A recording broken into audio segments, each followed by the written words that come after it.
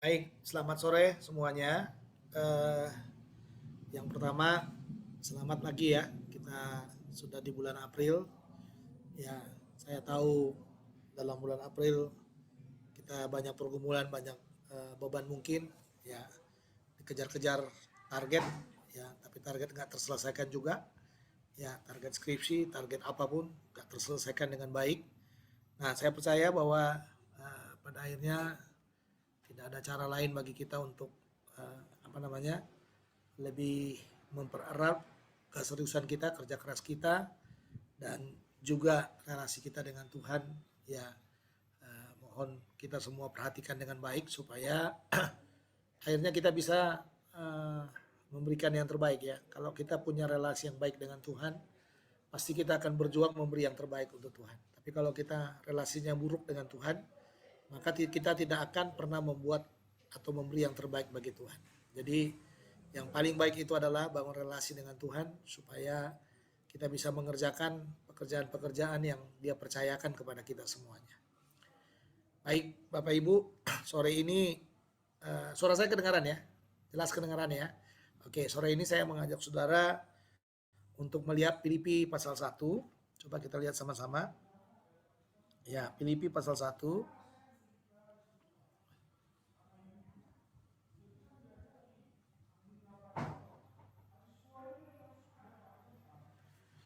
Ya, Filipi pasal 1.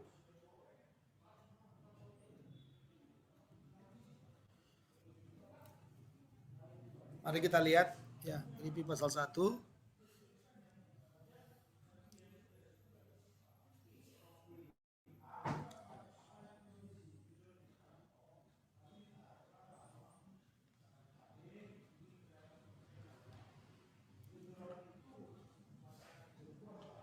Ya, Filipi 1 ayat yang ke-27 sampai dengan ayat 27 sampai dengan ayat yang ke-30.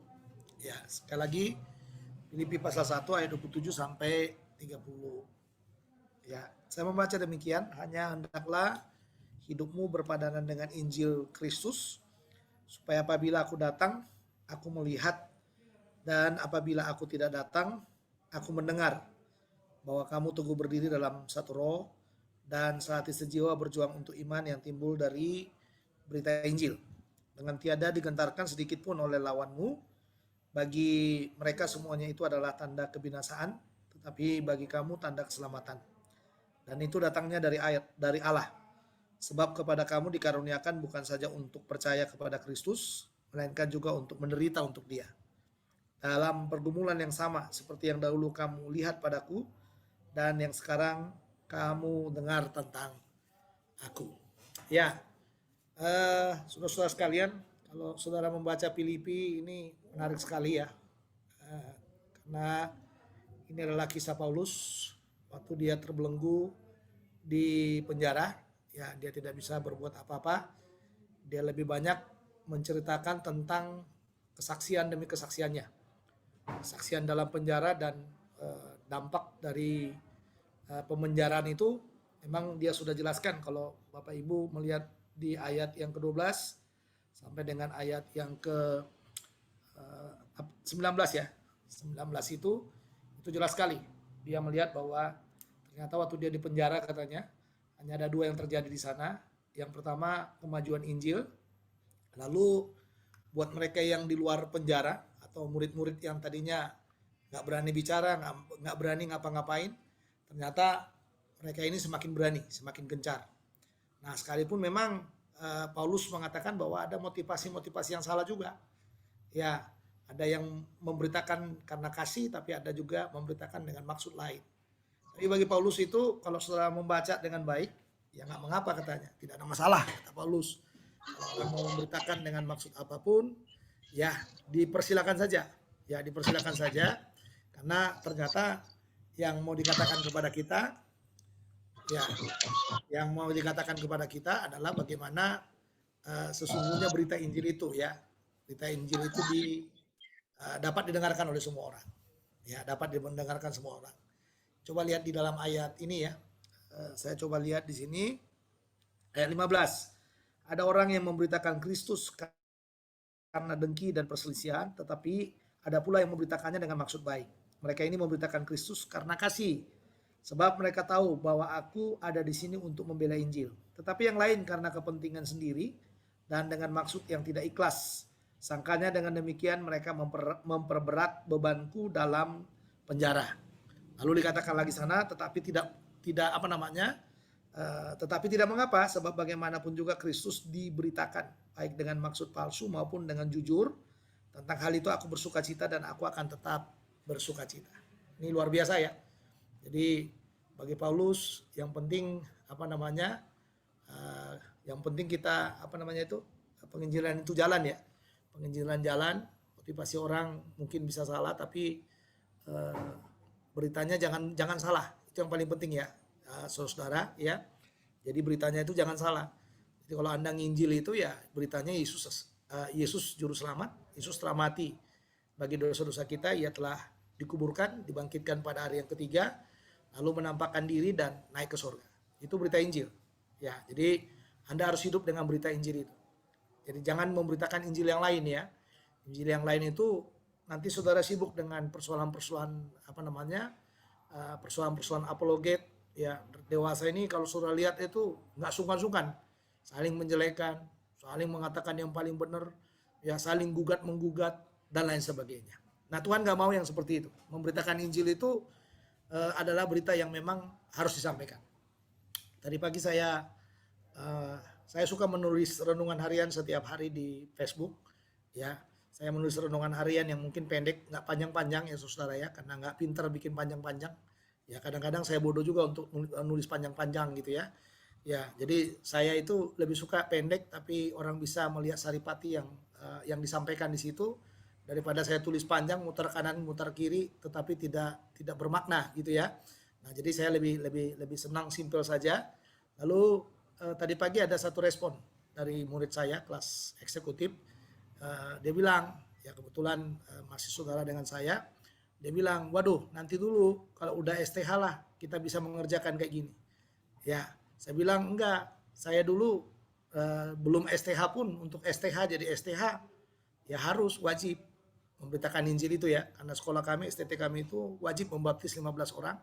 Ya, wajib punya baptisan 15 orang, punya pos PI, punya gereja mini gitu ya, gereja mini atau pos PI ya, gereja kecil yang didewasakan selama 4 tahun. Nah, jadi luar biasa saudara. Jadi nggak ada satupun yang lulus dari sekolah kami itu yang bukan penginjil. Ya, semua rata-rata penginjil yang membaptis orang.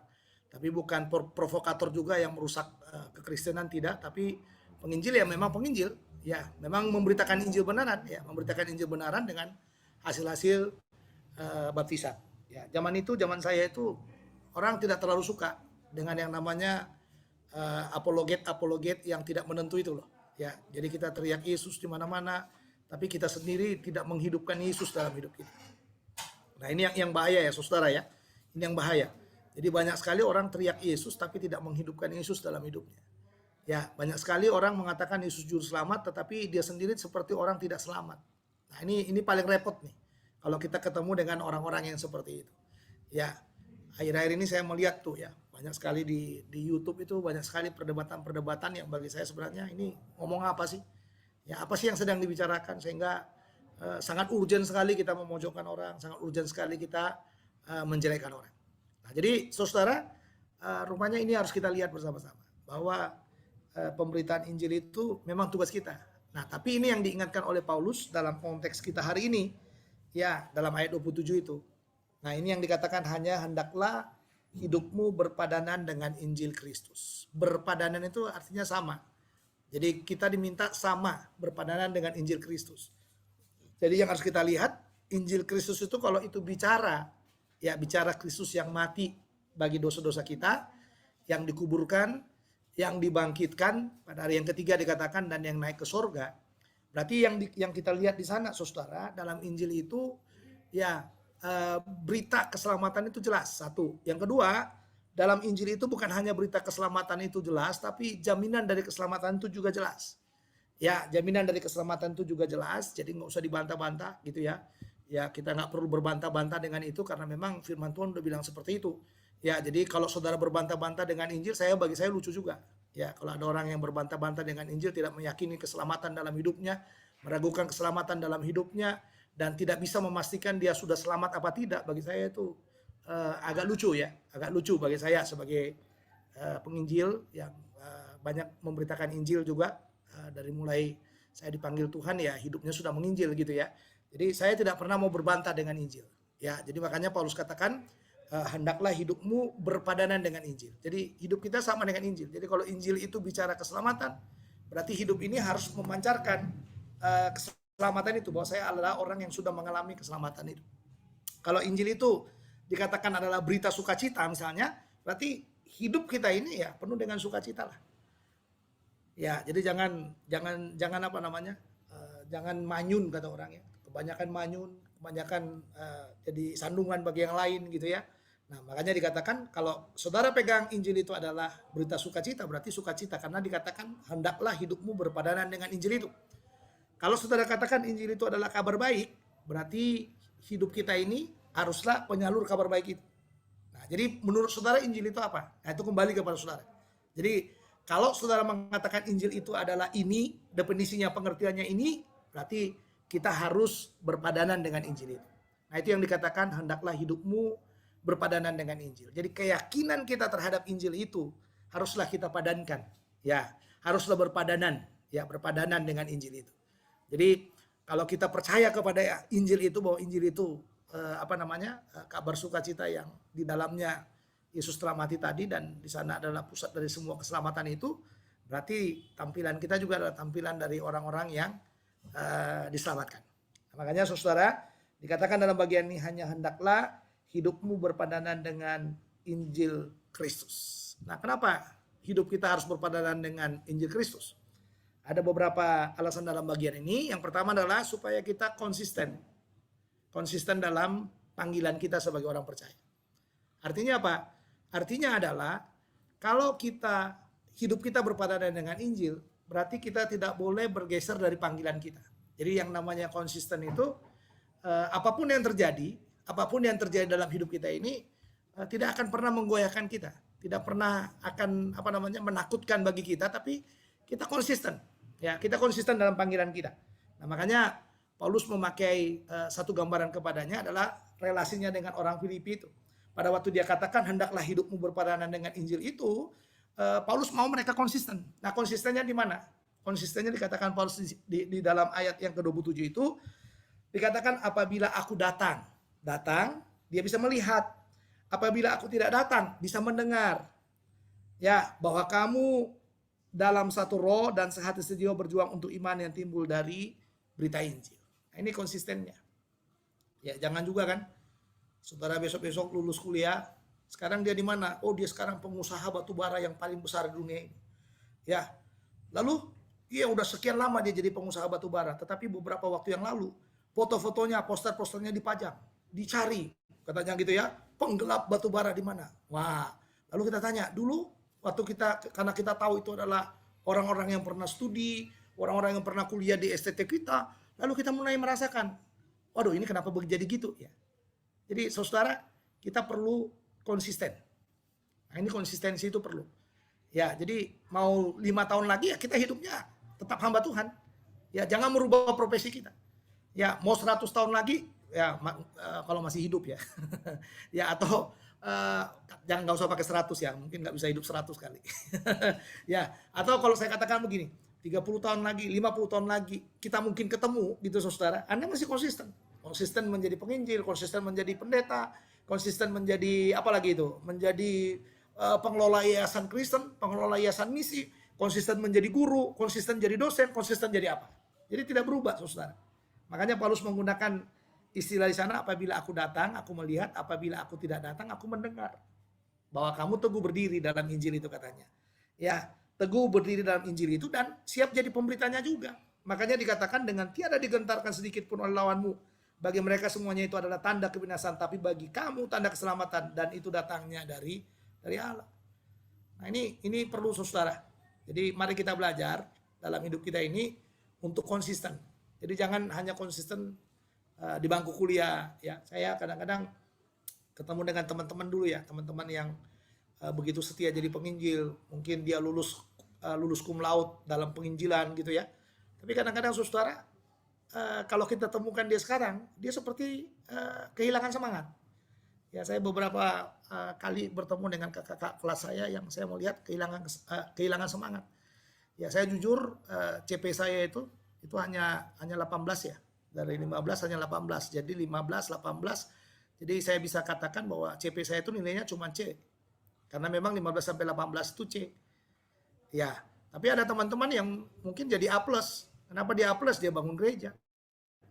Ya, yang dia menangkan puluhan orang, dia baptis puluhan orang gitu. Nah, tapi saudara, pertanyaannya adalah masihkah dia konsisten dalam penginjilan itu? Nah, itu konsistensi itu perlu dalam hidup kita. Jadi api itu ya, untuk konsisten itu, api itu nggak boleh mati dari dalam diri kita. Makanya kan ini yang dipersoalkan oleh siapa? Oleh Yohanes ya, lewat Yohanes kepada jemaat di Efesus itu. Bahwa mereka kehilangan api. Api apa? Api kasih mula-mula itu. Mereka seperti rutinitas, masih mengerjakan semuanya. Tapi sebenarnya udah kehilangan arah, saudara. Nah, kita harus belajar nih. Harus belajar melihat hidup kita ini. Kita ini masih konsisten nggak dengan panggilan kita? Konsisten nggak dengan pelayanan demi pelayanan kita? Konsisten nggak dalam pembentukan kita? Konsisten nggak dalam menyelesaikan skripsi kita? Konsisten nggak untuk menjadi sarjana? Nah, ini konsistensi itu perlu. Ya, jadi kalau kita udah nggak konsisten, wah itu repot, saudara. Ya, nanti kalau kita datang, nanti kita tanya, si Adi udah di mana? Oh, lagi jual bakso, keliling bakso di Cililitan. Nah, itu lucu juga kita dengar Adi keliling jualan bakso kan. Ya nggak pas juga, saudara. Atau kalau kita tanya, Adi di mana? Lagi keliling. Kemana keliling? Ya, dia lagi ahli dalam memperbaiki handphone misalnya. Saudara, Tuhan mau kita konsisten. Banyak keahlian yang Tuhan buat bagi kita. Seharusnya keahlian-keahlian kita itu menjadi jembatan bagi kita untuk memberitakan Injil bagi banyak orang. Ya, kalau kita menyebut nama-namanya para penginjil ya, Anda boleh melihat ya, Mensen datang ke Indonesia, dia juga punya strategi penjangkauan, bagaimana menjangkau mereka, ya kan? William Carey juga punya strategi bagaimana menjangkau orang-orang di sekitar. Jadi banyak sekali, saudara. Kalau dalam dunia misi itu kita bisa melihat bahwa orang-orang itu mempunyai banyak hal untuk bisa menjangkau. Tapi ya itu tadi, pertanyaannya adalah apakah kita masih konsisten? Atau teman saya ada yang suka pakai ilustrasi tentang penginjil yang luka batin itu loh. Penginjil yang kecewa, nggak mendapatkan apa-apa, nggak mendapatkan hasil, akhirnya dia berantakan, rumah tangganya, istrinya meninggal, lalu dia jadi pemabuk, dia balik lagi kepada dunia hitam dan lain sebagainya. Lalu suatu ketika anaknya balik lagi, anaknya besar, anak yang sempat dilahirkan oleh istrinya itu, ya anak itu jadi besar dan kembali menjadi misionaris balik lagi ke daerah itu. Nah, kita melihat, saudara, bahwa kadang-kadang kita melihat seperti yang kita tabur itu nggak ada. Seperti kita bilang, waduh, saya udah kerja ini, seperti tidak ada hasil yang kita kerjakan. Tapi ingat, saudara, kita dilatih oleh Tuhan tuh untuk menjadi orang-orang yang belajar konsisten. Konsistenlah dengan panggilan. Sehingga pada waktu orang-orang kita tidak bersama, kita bisa mendengar, waktu kita bersama, kita bisa melihat ya segala sesuatu yang kita kerjakan di dalam hidup kita. Nah, ini paling penting, saudara. Karena apa? Karena bagaimanapun penginjil itu harus seperti yang dibilang oleh Paulus ini. Ya, dan ini jemaat di Filipi itu ya bagi Paulus itu hampir sama dengan penginjil itu.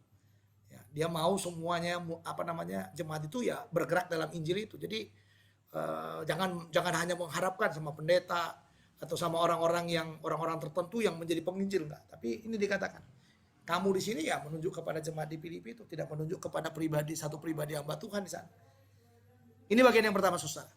Jadi mengapa kita harus hidup berpadanan dengan Injil? Supaya karena apa? Karena kita harus konsisten ya dalam panggilan kita.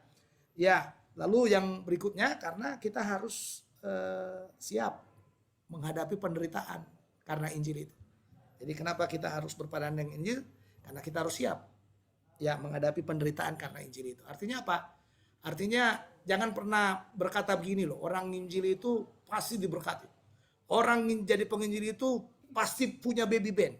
Orang jadi penginjil itu pasti mobilnya banyak. Nah, ini yang lagi berantem terakhir ini kan, saudara ya. Ya, pasti begini gitu. Enggak. Orang yang jadi penginjil itu ayat 29. Sebab kepadamu dikaruniakan bukan saja untuk percaya kepada Kristus, melainkan juga untuk menderita untuk Dia. Jadi bagi saya orang percaya, bagi saya penginjil, bagi saya hamba Tuhan, saudara, ya penderitaan memang, penderitaan itu. Kalau dia konsisten dengan apa tadi? Dengan pemberitaan Injil itu. Kalau hidupnya berpadanan dengan Injil, karena Injil itu saudara, wah dia pasti akan menderita. Hanya kadang-kadang saya nggak setuju ya. Kalau kita orang percaya ini, apa namanya, kadang-kadang orang bilang gini ya, apa itu istilahnya itu? Saya lupa istilah misinya ya. Istilah misi, kontekstualisasi. Jadi kita mengkontekskan diri kita kepada situasi yang ada di sekeliling kita. Jadi kalau orang berjilbab, jadi kita ikut-ikutan berjilbab. Kalau orang pakai kopiah, ya kita berkopiah. Kalau orang pakai baju koko, kita baju koko gitu. Ya, saya kadang-kadang nggak kurang setuju ya. Maaf ini, kurang setuju ya. Sekalipun mungkin kalau dipaksa harus setuju ya. Kalau melihat konteks misalnya seperti itu, konteks budaya, konteks apa, ya mungkin orang akan setuju ya dengan hal seperti itu. Tapi saudara, kalau masih ada celah untuk tidak seperti itu, bagi saya sebenarnya justru kita harus menunjukkan perbedaannya kita. Nanti maksudnya ya Bapak Ibu ya, perbedaannya kita. Saya lebih senang tunjukkan aja perbedaan kita. Saya berbeda dengan kamu, ya kan? Saya di sini, kamu punya apa namanya, punya aksesoris yang seperti ini, aksesoris saya nggak seperti itu. Ya, saya tadi saya mau ke gereja tadi, mau ke gereja saya lagi di Galaxy, di gereja Galaxy di Po. Ya, saya mau ke sini, lalu saya ditelepon sama ipar saya lagi sakit. Nah, saya tahu bapak yang bawa saya ini nggak seiman dengan saya. Tapi saya bilang sama dia gini, Pak maaf kalau mengganggu, saya mau berdoa dulu untuk ini. Ya, saya nggak mau juga saya asal berdoa seperti itu, saudara, dia tersandung gitu ya. Jadi minimal dia mendengarkan doa saya dengan baik, ya kan saudara ya. Ya, dan dia tahu memang saya tidak seiman dengan dia. Lalu saya bilang, Pak maaf ya, saya mau mendoakan ipar saya sebentar, saya mau berdoa gitu. Lalu saya tutup mata saya, dan saya nggak buka mata lagi kan saudara ya. Jangan sampai dia bilang juga nanti kalau orang Kristen ini berdoa buka-buka mata sembarangan berdoanya, enggak. Saya berdoa dengan baik. Telepon di telinga saya angkat satu, lalu saya lipat tangan saya ke telepon ini, lalu saya berdoa sampai selesai. Nah, maksud saya saudara, kadang-kadang kontekstualisasi itu perlu. Ya, tapi jangan sampai kontekstualisasi itu seperti kita mau cari aman. Ya kan saudara, mau cari aman. Orang kadang-kadang mau cari aman, jadi dia ngikutin arus. Ya, ngikuti arus. Tuhan nggak mau kita ngikuti arus. Jadi ada kalanya kontekstualisasi itu penting, tapi ada kalanya kontekstualisasi itu juga tidak perlu menurut saya. Kalau kita masih mau menunjukkan perbedaannya kita, ya karena perbedaan itu mungkin dikatakan di sini, ya kita menjadi menderita, ya no problem. Ya makanya dikatakan sebab kepada kamu dikaruniakan bukan saja untuk percaya kepada Kristus, melainkan juga untuk menderita untuk Dia. Berarti ada resiko dari mengikuti Yesus. Nah, makanya itu kan yang dikatakan oleh Yesus dengan menunjukkan apa? Pikul salib. Ya, pikul salib itu penting. Ya, jadi orang percaya itu harus pikul salib. Ya, tapi bukan pikul salib karena apa namanya dia menderita karena kesalahan-kesalahannya, enggak, tapi karena imannya tadi itu. Karena percayanya kepada Yesus itu. Makanya dikatakan sana sebab kepada kamu dikaruniakan bukan saja untuk percaya kepada Kristus, tapi dikatakan melainkan juga untuk menderita untuk Dia. Nah, ini penting saudara. Jadi mari belajar saudara menggumuli segala sesuatu itu melihat dari konteks ini. Ya, makanya dalam ayat 30 diakhiri dengan kalimat apa? Dalam pergumulan yang sama seperti yang dahulu kamu lihat padaku dan yang sekarang kamu dengar tentang aku. Jadi maksudnya begini, dulu kamu tahu kan aku menderita. Sekarang kamu lihat, kamu dengar lagi aku di penjara. Jadi nggak ada tempat yang nyaman buat Paulus itu. Gitu. Padahal dulu kan saudara orang yang sangat penting dia kan. Ya, orang yang sangat penting, Farisi yang sangat luar biasa, kejar-kejar jemaat di mana-mana gitu. Tapi begitu dia percaya kepada Kristus, berbeda. Berbeda. Penderitaan itu juga ada. Makanya dikatakan Tuhan, dia katakan kepada kita ini dipercayakan bukan hanya percaya tapi dikaruniakan juga untuk menderita. Jadi penderitaan itu karunia, saudara. Jadi jangan pernah bilang penderitaan itu kutukan Tuhan, tidak. Ya, kalau penderitaan itu karena nama Yesus, itu bukan kutukan Tuhan tapi itu karunia daripada Tuhan buat kita. Karena memang orang percaya harus menderita karena nama Yesus. Ya, mungkin kadang-kadang kita disingkirkan, kita punya ide disingkirkan, kita tidak diterima gitu ya. Ya, kita tidak bisa dipakai, kita nggak bisa lebih tinggi, kita nggak bisa melejit dan lain sebagainya. Ya nggak apa-apa. Ya, saya melihat tuh saudara, kalau sekarang ya ini maaf nih. Kalau sekarang ini, kalau kita memberi kesempatan tertentu kepada orang tertentu, saudara bisa memahami maksud saya ya. Saya nggak perlu terlalu belak-belakan. Ya, jadi kalau kita memberi kesempatan kepada orang tertentu, lalu kita mayoritas di situ, kita berikan kesempatan kepada orang tertentu, dia akan mulai mengeluarkan pengaruhnya yang besar untuk apa? Untuk membatasi kita yang mayoritas itu. Ya, jadi mari belajar dalam hidup ini, saudara. Saya lebih suka kalau kita ini benar-benar paham bahwa ngikut Yesus itu memang kita menderita. Ya. Orang bisa tertawa ya, kita bisa tertawa dengan mereka. Tapi pernah nggak saudara punya rasa, iya ya, saya tertawa dengan dia, tapi dia belum pernah dengar Injil dari saya. Nah ini perlu saudara. Ya, kita akrab dengan dia, seakrab-akrabnya dengan dia. Segala sesuatu kita akrab dengan dia. Tapi pertanyaannya, pernahkah kita bertanya dalam hati kita, iya ya, saya belum pernah menunjukkan kesaksian yang baik dan membuat dia bertanya, ya siapa itu Yesus, apa itu kekristenan gitu ya. Jadi dia hanya tahu apa? Ya dia orang Kristen, dia orang baik, ya dia siap apa saja gitu. Hanya dia tahu sebatas itu saja. Tapi dia nggak tahu kekristenan yang sesungguhnya itu. Nah, jadi saudara-saudaraku yang Tuhan Yesus kasihi, marilah belajar. Ya, marilah belajar. Dikatakan dalam bagian ini, hiduplah berpadanan dengan Injil itu. Mengapa kita harus berpadanan? Karena kita harus konsisten dalam panggilan kita. Yang kedua adalah karena kepada kita dikaruniakan, itu tadi dikatakan, ya, karena kita ini juga harus menderita buat Kristus. Jadi dikaruniakan penderitaan itu karena nama Yesus. Ya, tapi ya jangan juga gini loh. Yang sekarang ini kan sering terjadi ya. Yang sekarang ini sering terjadi adalah justru kita membuat bumerang. Jadi menyerang agama orang, menyerang keyakinannya orang, ya, lalu akhirnya kita dibully, kita nantangin orang, lalu kita menganggap orang-orang seperti itu menderita. Bukan itu, saudara. Ya, bukan itu. Tapi bagi saya secara pribadi ya karena otomatis, karena kita nginjil, karena kita menyampaikan nama Yesus, karena kita memang jadi saksi, orang nggak senang dengan kita, ya, lalu kita dikucilkan, kita tidak diterima, ya kan, kita menderita dan lain sebagainya. Itu menurut saya yang namanya menderita karena nama Yesus itu. Jadi mari kita belajar, kalau kita menderita itu jangan menderita karena kesalahan kita, ya, salah nginjil, salah ngomong, ya, kita masuk penjara gara-gara kita salah ngomong. Nah jangan saudara. Kalau boleh masuk penjara ya memang karena benar-benar ya kita membawa orang kepada Yesus, kita membaptisnya, ya. Nah karena kita membaptisnya lalu orang menteror dan sebagainya, itu udah resiko. Dan karena itu kan yang dilakukan oleh Paulus ya. Kenapa Paulus ke penjara itu? Ya itu tadi, karena dia memberitakan Injil, karena dia mempertobatkan orang, karena dia membawa orang kepada Kristus. Ya. Jadi mari lebih soft lagi. Ya, saudara, jadi kita jadi penginjil yang lebih soft lagi, lebih apa namanya? Lebih gimana soft saya bilang? Lebih lembut lagi. Ya, dalam padanan hidup kita itu coba tunjukkan kelembutan yang nanti pada akhirnya kelembutan itu menjadi jembatan bagi kita untuk bisa menyampaikan Injil kepada banyak orang. Ya, saya menyadari saudara, saya ini orang Batak, ya. Ya mukanya saya ini ya muka Batak. Mukanya udah kayak gini.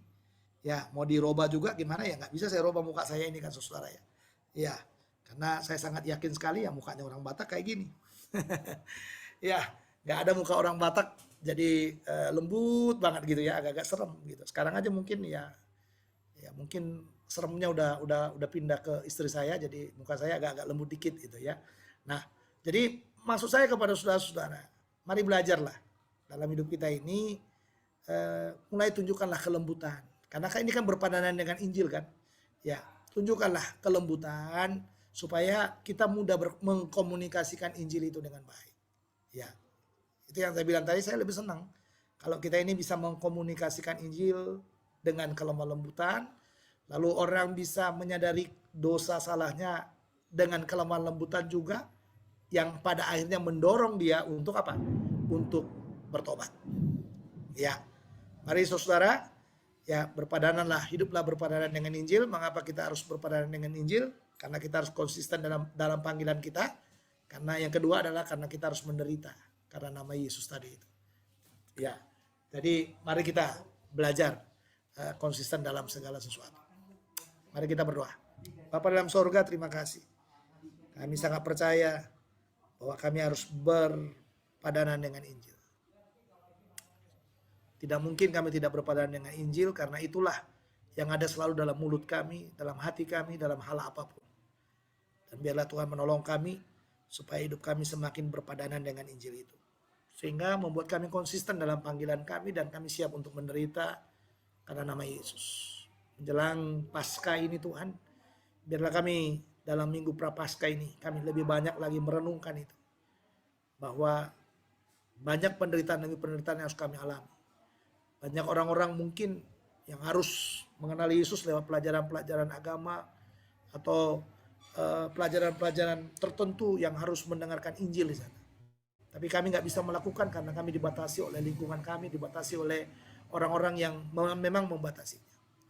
Dan kami memang mau belajar berjuang Tuhan. Dalam hal apapun berjuang untuk boleh menyampaikan Injil itu dalam bentuk apapun yang kami yakini dalam hidup kami. Dan bila Tuhan akan tolong, mungkin kami tidak langsung to the point untuk mengatakan seperti Injil yang sesungguhnya itu.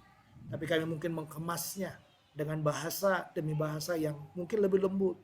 Atau dengan bahasa demi bahasa yang mungkin lebih sesuai dengan orang-orang di sekitar kami. Tapi tolonglah kami supaya kami berjuang dalam pemberitaan Injil itu. Tidak ada yang terlena hanya sekedar senang dengan mega church yang makin gede, tetapi ternyata kami tidak menginjil lagi di sana. Tapi kami mau belajar yang hadir dalam gereja-gereja, dalam ibadah-ibadah itu adalah mereka-mereka yang percaya kepada Yesus. Dan kami sangat rindu sekali Tuhan, supaya mereka-mereka ini boleh dimuridkan dan boleh menjangkau orang lain.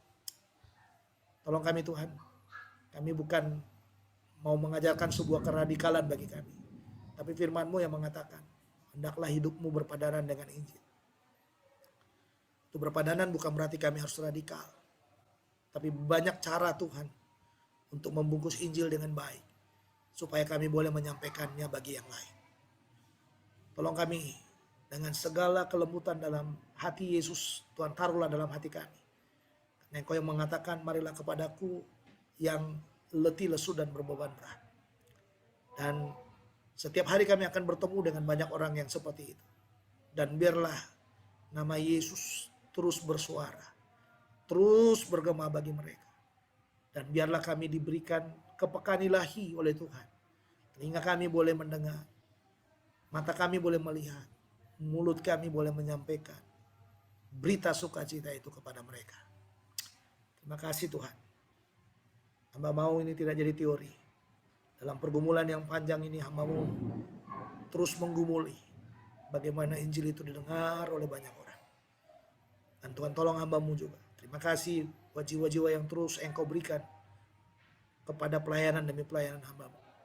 Dan kami berdoa supaya Tuhan akan terus memakai hamba-Mu, memakai kami semuanya. Untuk kami boleh menjadi pemberita Injil yang boleh memenangkan banyak orang. Terpujilah Tuhan Yesus yang mengasihi hidup kami. Ampuni dosa salah kami Tuhan. Dalam minggu Prapaskah ini kami mau belajar seperti Yesus. Mau belajar menyerahkan semua hidup kami untuk orang-orang yang kami layani. Untuk pekerjaan-Mu yang semakin besar ini Tuhan. Karena kami tahu bahwa hidup kami pun dijamin oleh Tuhan. Makan minum kami dijamin oleh Tuhan. Tidak ada yang tidak Engkau jamin dalam hidup kami Tuhan. Tapi kadang-kadang kami tidak melaksanakan tugas kami sesuai dengan panggilan kami. Biarlah Tuhan tolong kami supaya kami berjalan dengan kemenangan demi kemenangan yang bersumber daripada Tuhan. Terima kasih, terpujilah nama-Mu. Ampuni setiap dosa salah kami. Dalam Kristus Yesus kami sudah berdoa. Amin. Terima kasih. Tuhan Yesus memberkati kita. Ya, selamat buat kita semuanya. Shalom.